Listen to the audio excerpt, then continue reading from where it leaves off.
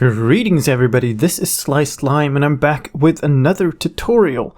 This one is again about performance. We've done one before, but now there's a new thing in town. It's called Minecraft 1.9 and we are in the snapshots. It might not look like it, seeing as I'm standing around in this world filled with fill clocks, but if you look closely at the texture of the command block I'm holding in my hand, you'll see that it is indeed one from the latest snapshots. We are in Minecraft 15W35E. That's the latest snapshot at the time that I'm recording this. And the point of this is, we have these new fancy command blocks that are supposed to perform better, but how much better and how much of a difference does it really make? And furthermore, how is the best way to use them? So this is a world that looks pretty much like any world where you'd run a ton of commands in Minecraft 1.8. These are fill clocks. They are laid out pretty much optimally, so if we look at this, we'll see I have good frame rate and I have no chunk updates, so they do conform to the 63 clocking blocks limit. And what they are, if you take a look at this, is a fill clock, normal stuff, and then scoreboard players add 1 to the scoreboard objective called test for every player, and then scoreboard players remove 1 from every player on a scoreboard objective called test. So we're essentially just running a bunch of commands and that end up doing almost nothing as a result. So we have all of those and they're adding up score, and then way over here we have one little command that differs, and that is a remove 0. So we run pairs of commands, and all in all, this adds up to 3,000 commands, plus the overhead of the fill commands. I'm not counting those. I'm counting the performance of running 3,000 commands, and the fill commands are not commands that you really want to run. They're just commands that happen to get added in there to be able to run this. Now, the point of all this is, to my right, you can actually see the scoreboard, and the effect of running this 3,000 commands every tick is that my score gets counted up by 1.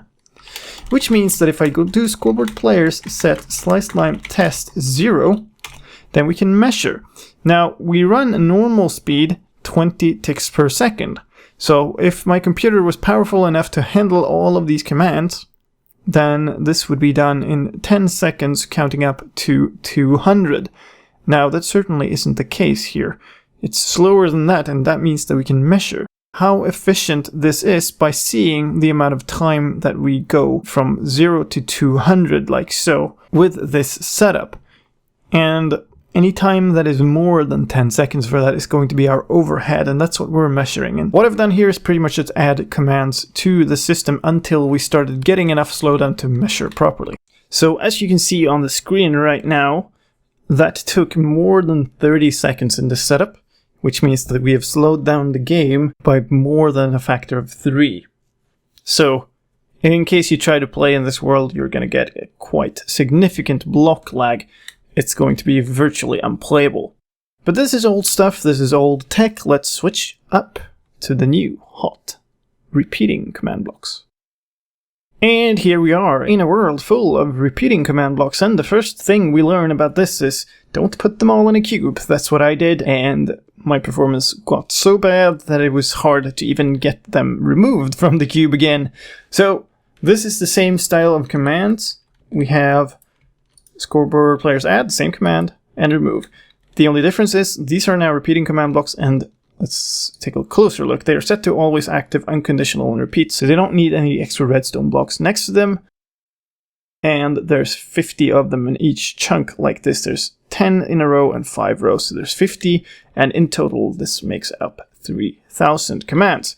Now, to delve a bit deeper into the way I'm testing this, let me mention that this world was originally created. It's a super flat world with a redstone ready preset, and then I've copied the world into 3 folders. So all of these commands are added onto a world that behaves exactly the same underneath. There's no difference with it. All the commands in the test, this one and the other ones, are set to not track the output, so there's none of that being sent over. There's only this test, and they all have the same game rules and all of that. So test works essentially the same. That one command block in the corner over there is going to be the different one that says 0 instead of 1. We tick up 1 every tick. As you can see, my frame rate is perfectly fine here too, and the test number is ticking in the right. So let's take a look, and we can of course measure this exactly the same way. We set my score to 0, and it's going to count its way up to 200, and as before, normally this should take 10 seconds for Minecraft to do this, unless you're bogging it down with thousands and thousands of commands.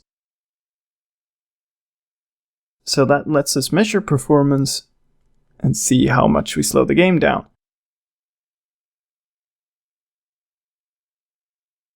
So as you can see there, we have managed to nudge performance slightly downwards, but it still takes almost 30 seconds to get through the command execution. So what happened? Weren't these command blocks supposed to be much more effective, much better for performance? Well, let's do one more test, since there's one type of command block left that also got introduced in 1.9. And that is of course the chain command block, which leaves us in this world. This looks weird, but it's exactly the same. If we take a look at this command block over here, that's a repeating command block, and it does add, and then we have alternating ones of remove and add score, and they are the same thing. They are unconditional, always active, chain blocks with track output set to false, and then we just snake them through the chunks like this to make sure the test is exactly the same. This gives us exactly 50. And of course the layout of commands ends us up with 3000 commands. So let's run the same test again. As with the previous tests, we go to 200, and that should take us 10 seconds if we don't slow down at all. And you can almost visually see that this one is a fair bit quicker. As you can see, we are now down to 11.6, so we're still slowing down Minecraft a little bit. But the difference is dramatic. So, as a conclusion, command block performance has improved dramatically in Minecraft 1.9 compared to Minecraft 1.8. If you turn off track output on your commands, you no longer need to worry about the 63 clocking blocks limit, but that is also not sufficient to improve command block performance per se. You also have to use the chain command blocks. Using the repeating command blocks is not good enough. But if you use the chain command blocks to a greater extent, then you get a performance improvement that can make a huge difference. Now, what causes this, and what caused the massive performance delay I saw when running the repeater command blocks in a cube? Well, I think that it is because each command block will now look to see if the next command block is a chain block and then try to execute that.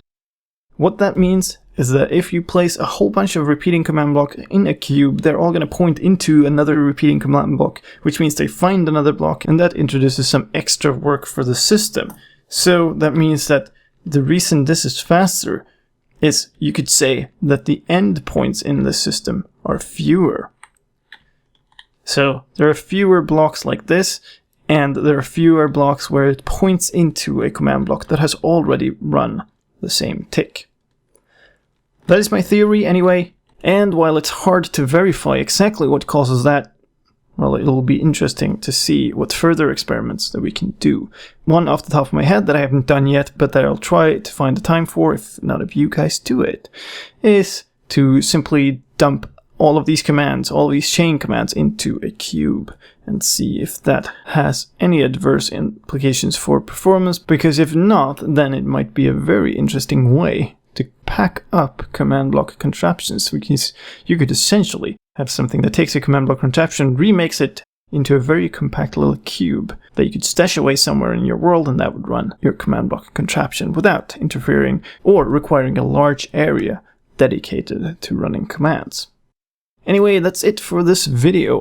If you enjoyed it and want to see more videos like this in the future, then please help me out and leave a like. And of course, you're welcome to subscribe to my channel to get new videos like this dropped directly into your subscription box. Thank you for watching, and I'll see you next time. Bye bye.